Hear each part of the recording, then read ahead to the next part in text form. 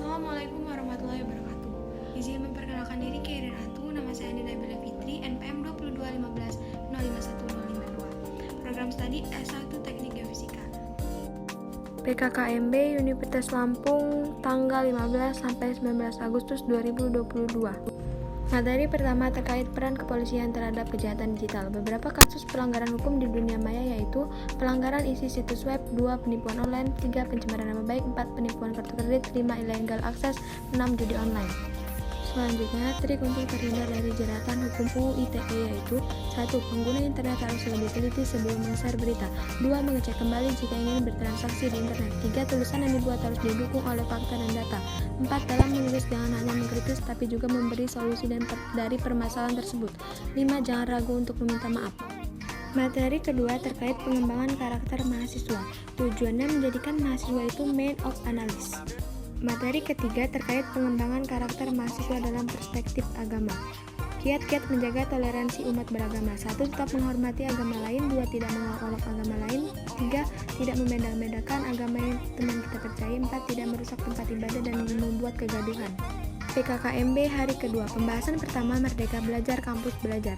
Tujuannya mendorong proses pembelajaran semakin otonom dan fleksibel dan menciptakan kultur belajar yang inovatif, tidak mengekang dan sesuai dengan kebutuhan mahasiswa.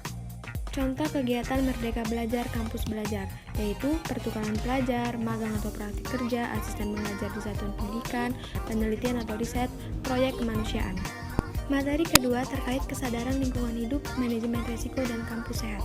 Kampus sehat dan health promoting university yaitu gerakan untuk hidup sehat pada tatanan perguruan tinggi, dan gerakan ini menjadi cikal bakal aktivitas kampus siaga COVID-19. Apa saja upaya yang sudah dilakukan Unila untuk kampus sehat? 1. Zero tolerance areas. 2. Parkir terpadu dan pembatasan penggunaan kendaraan bermotor untuk mengurangi polusi udara di lingkungan kampus. 3. Pengelolaan sumber air Aqua Unila. 4. Arboretum dan anggrek, tempat penanaman pohon dan penanaman anggrek. 5. Pengelolaan sampah TPST, tempat pembuangan sampah terpadu. Pembahasan ketiga terkait karakter yang harus dimiliki mahasiswa ideal. 1. Rajin belajar. 2. Memiliki orientasi yang jelas. 3. Bermanfaat bagi orang lain. 4. Bisa menyesuaikan diri. 5. Peduli terhadap lingkungan. 6. Kreatif. 7. Inovatif. 8. Disiplin. 9. Memiliki cita-cita yang tinggi. 10. Rendah hati. Materi keempat terkait perguruan tinggi di era revolusi industri 4.0 dan kehidupan kampus pada masa pandemi. Era revolusi industri 4.0 ini menjadi tantangan buat kita harus punya inovasi yang tinggi dalam menghadapi era ketidakpastian seperti ini. Bukan hanya kita mahasiswa Indonesia, melainkan mahasiswa luar negeri pun sama, cuma karena mereka sudah mendapat teknologi yang tinggi, mereka sudah dapat berpikir bagaimana menghadapinya. PKKMB hari ketiga. Materi pembelajaran di perguruan tinggi di era 4.0 dan plagiarisme. History of Industrial Revolution. 1. Industri 1.0 Mechanization dimulai pada tahun 1760.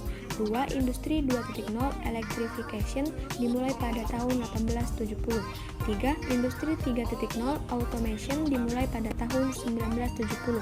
4. Industri 3.5 Globalization dimulai pada tahun 1985. Industri 4.0 Digitalization yang dirasakan dan terjadi pada masa sekarang ini. 6. Industri 5.0 Personalization yang diperkirakan akan terjadi masa yang akan mendatang. The 6 Cs of Education for the 21st Century. 1. Think critically, berpikir secara analis dan kritis. 2. Communication, cara untuk berkomunikasi. 3. Collaboration, bekerja sama satu sama lain. 4. Kultur, cara berbudaya yang baik dan luhur. 5. Develop creativity, membangun akal yang kreatif. 6. Connectivity, membangun hubungan yang baik untuk menjalin relasi. Materi selanjutnya, sistem perkuliahan dan pembimbing akademik. Yang pertama, jumlah SKS lulusan dan masa studi. Diploma 3 minimum 110 SKS, maksimum 120 SKS, masa studi 6-8 semester. 2. Sarjana minimum 144 SKS, maksimum 160 SKS, masa studi 7-12 semester. 1 SKS sama dengan 1.